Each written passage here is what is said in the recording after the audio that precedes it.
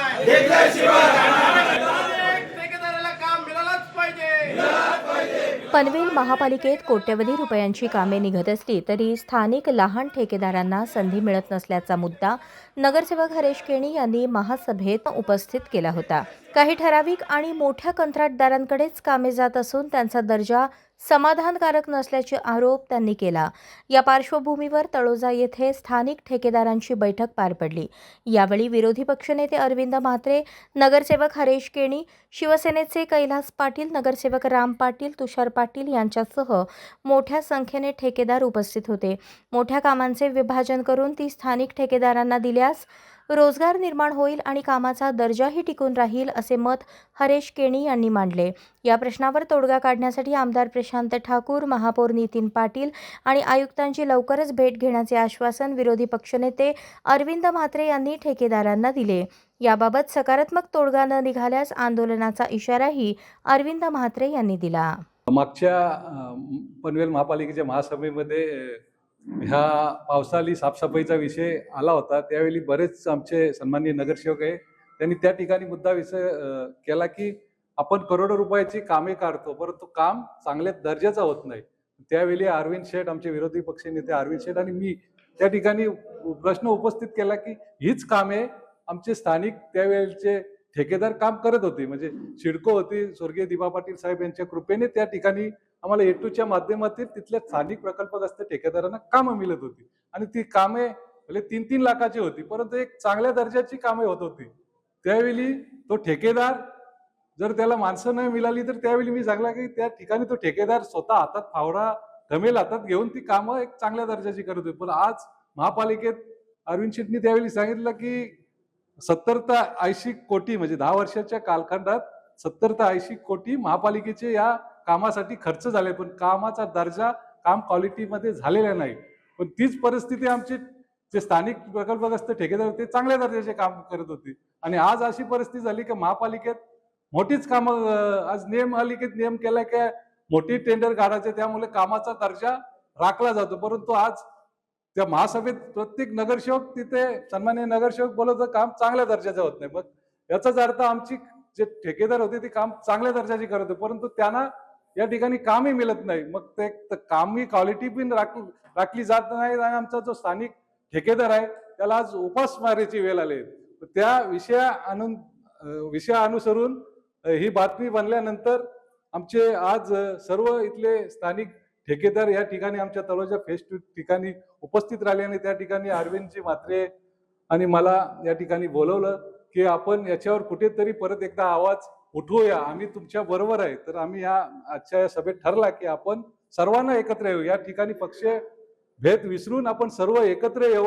त्या ठिकाणी सन्माननीय आमदार साहेब असो, महापौर साहेब असो, सर्व सभापती असो, आपले सर्व नगरसेवक आणि आयुक्त साहेब असो, यांना सर्वांना आपण भेटू, त्यांना विनंती करू की हीच कामे चालू करा. ज्या पद्धतीने नवी मुंबईमध्ये त्या स्थानिक ठेकेदारांना कामं मिळतात त्याच धर्तीवर पनवेलमध्ये करा. कारण आज आमची जमीन गेली, सगळ्याच गेल्या, म्हणजे आज आमचे प्लॉटही स्पष्ट एकदम भूमिहीत झाले तर आणि ही कामं गेल्यानंतर आम्हाला उपासमारीची वेळ आलेली आहे.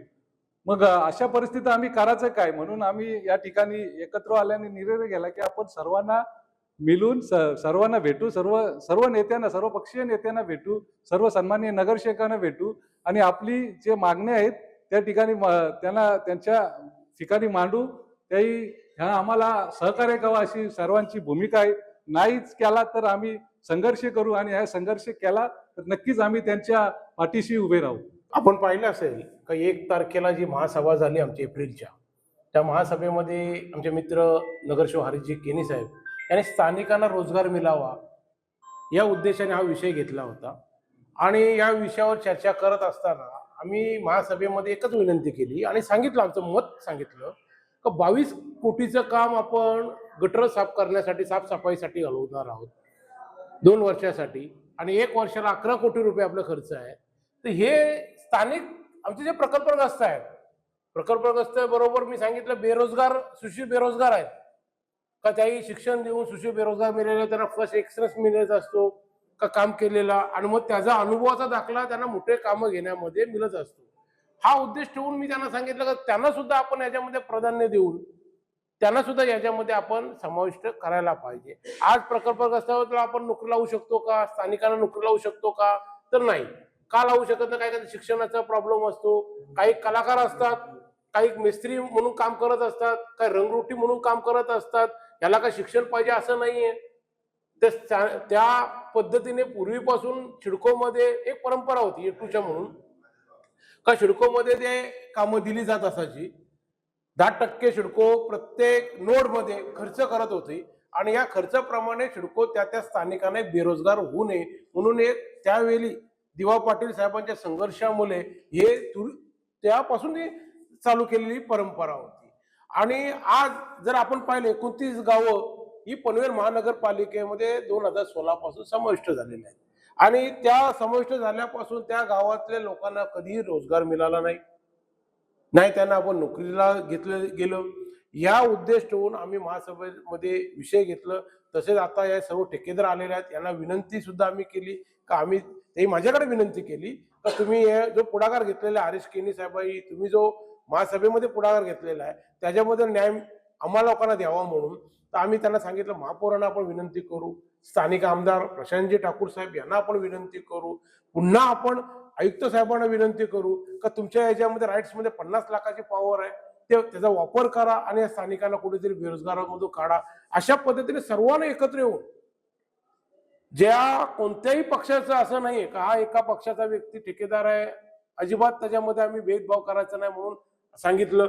सर्व एकत्र येऊन सर्व जणांनी त्या बेरोजगारांना रोजगार कसा मिळेल या उद्देशाने सर्व सत्ताधारी विरोधी पक्ष नेता म्हणून मी स्वतः या गोष्टीने पुढाकार घेऊन प्रत्येकाचा न्याय निवाडा करून आपल्याला ते प्रत्येकाला काम देण्याचं नियोजन करू. अशा पद्धतीने मी त्यांना एक आश्वासन दिलं.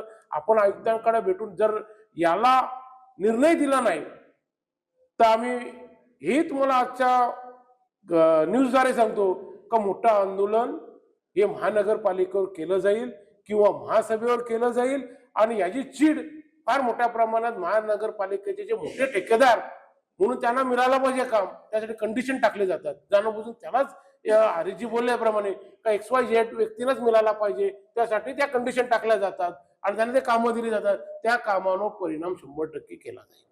कारण या स्थानिकांना सुद्धा बेरोजगार ठेवून जमणार नाही. ते सुद्धा इथले स्थानिक आहेत, इथले प्रॉपर्टी टॅक्स भरतात, इथे सर्व गोष्टीला ते परिपक्व आहेत. त्यामुळे यांना ते न्याय मिळावा या उद्देशाने ही एकत्रपणाने आज तलोजा फेज 2 मध्ये मीटिंग ठेवली. मी स्वागत करतो सर्व ग्रामस्थांचं आणि ठेकेदारांचं. एकत्र अशा पद्धतीने राहा, एकत्र पद्धतीने कामं करा आणि आपण पनवेल महानगरपालिकेच्या विकासाला एक हातभार लावा हीच विनंती करतो. तर पनवेल महानगरपालिकेचा जो कॉन्ट्रॅक्ट जो रेट असतो ते अमाऊंट असते ते आपले स्थानिक नागरिक आहेत त्यांना कॅपेबल नसतात. त्यामुळे DIPL असेल, JM म्हात्रे असेल, त्यांना तो कॉन्ट्रॅक्ट दिला जातो असं त्यांचं म्हणणं आहे, पालिकेचं म्हणणं आहे. या संदर्भात आपलं काय म्हणणं? नाही, असं नाहीये. DIPL किंवा JM म्हात्रे यांना काम मिळतं असं नाही. ई निविदा असतो, ई निविदामध्ये ते पात्र होतात, त्या पात्राद्वारे त्यांना कामं दिली जातात. आलं लक्षात ना? एक मुद्दा तुमचा मी खोडून टाकतो. दुसरी गोष्ट, आता तुम्ही जे म्हटलं तर त्यांना परवडणार नाही, हे टेंडर आपण जर पाहिलं गेल्या 2-3 वर्षापासून ते 20 ते 25 ते 30% बिलो मध्ये कामं घेतली जातात. ही जर डायरेक्टली कामं त्यांनी म्हणजे त्या ज्या निविदेचे प्रमाणे त्यांना ऍटपर प्रमाणे कामं मिळली जातील. आलं लक्षात ना? या पद्धतीने युनिटी आम्ही करायला सांगितली, प्रत्येकाला सहभाग घ्यायला सांगितला आणि याच्यामध्ये कॉम्पिटिशन करू नका सांगितलं. प्रत्येक हरीशजीने आता मुद्दा मांडला, गणपतीच्या काळामध्ये टेंडर काढले जातात, 1-2 लाखाच्या टेंडरसाठी 20 कॉन्ट्रॅक्टर मिळले जातात आणि 40% 50% बिलो घेतला जातो. असं प्रकार होऊ नये म्हणून आम्ही सांगितलं सर्व पक्षी एकत्र येऊन या कामाला पुढाकार द्या. आज इथे सर्व पनवेल महानगरपालिकेचे ग्रामस्थ जे ठेकेदार आहेत त्यांच्यावर आज उपासमारीची वेळ आली आहे. त्यानिमित्ताने सर्व ठेकेदार हे हरीशदादांकडे, अरविंददादांकडे आले होते का जेणेकरून A2ची कामे चालू झाली पाहिजेत. जी चालू आहेत ती ठराविकच लोकांना त्याचा लाभ मिळतोय, त्यामुळे भरपूर प्रमाणावर नाराजी आहे ठेकेदारांमध्ये. त्यासाठीच आज सर्व ठेकेदारांनी आणि सर्व पक्षीय नगरसेवकांनी आज असा निर्णय घेतला आहे की आपण सर्वांना यामध्ये कामे मिळाली पाहिजेत, यासाठी प्रयत्न करू, संघर्ष करू, जेणेकरून आज आपल्या सर्व स्थानिक रहिवाशांना कामे मिळाली पाहिजेत. देबा पाटील प्रकल्प ठेकेदार संघटनेचे अध्यक्ष शशिकांत डोंगरे. मी आपणास सांगू इच्छितो की आज महानगरपालिका होऊन 10-12 वर्ष झालेली आहे, परंतु प्रकल्पग्रस्तांना अन्याय झालेला आहे.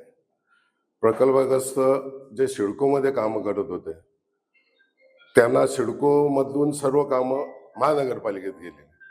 माझं म्हणणं असं आहे अध्यक्ष म्हणून का जी कामं सिडको ज्या ठेकेदारांना देत होते, म्हणजे कांबोटा असो तर कांबोटावाल्यांना, आसोडगाव असं आसोडगाववाल्यांना, त्याप्रमाणे कामं ही महानगरपालिकेने गाव वाईज कामं द्यावी ही मी महापौरांना विनंती करत आहोत. महापालिकेमध्ये जे हरेश केनी साहेब आहे आणि म्हात्रे साहेब आहेत, त्यांनी जो आवाज उठवला त्याच्यामुळे आमचे कॉन्ट्रॅक्टर सर्व आज जागरूक झालेले आहेत. आम्ही प्रयत्न पहिला केला होता, आम्ही आमदार साहेबांकडे गेलेलो, परेश साहेबांकडे गेलेलो आणि सर्व पक्षीय, असं नाही की फक्त विरोधी पक्ष, सर्वांनी एकत्र जाऊन आम्ही जवळजवळ 200 कॉन्ट्रॅक्टर होते त्यांच्या ऑफिसमध्ये जाऊन, परंतु आम्हाला काही सहकार्य भेटलं नाही. परंतु आता नव्या जोमाने 10-12 वर्षांनी सर्व पक्षीय, सर्व नगरसेवक आम्हाला साथ देत आहे आणि आम्ही त्याप्रमाणे महापौरांना आमची निवेदन पत्र देणार आहे. त्यानंतर आमदार साहेब आणि नंतर आयुक्त साहेबांना पत्र देणार आणि त्याच्यावर नंतर महापालिकेमध्ये केनी साहेब आणि सर्व नगरसेवक, सर्व पक्षीय ते महापौरांना आणि आयुक्तांना ज्या गाववाल्यांना कामं भेटत नाही त्याबद्दल विचारणा करणार आहे.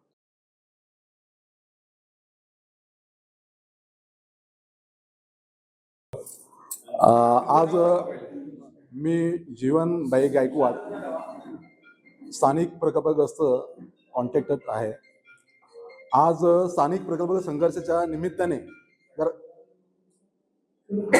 स्थानिक प्रकल्पग्रस्त संघर्षाच्या निमित्ताने जी आजच्या नियोजनाची बैठक केली होती, त्या बैठकीला सन्माननीय विरोधी पक्ष नेते अरविंदजी म्हात्रे साहेब आणि नगरसेवक हरीशजी केने साहेब हे आज उपस्थित होते आणि सर्व गावातील सर्व स्थानिक प्रकल्पाचे ठेकेदार आज या ठिकाणी उपस्थित आहेत.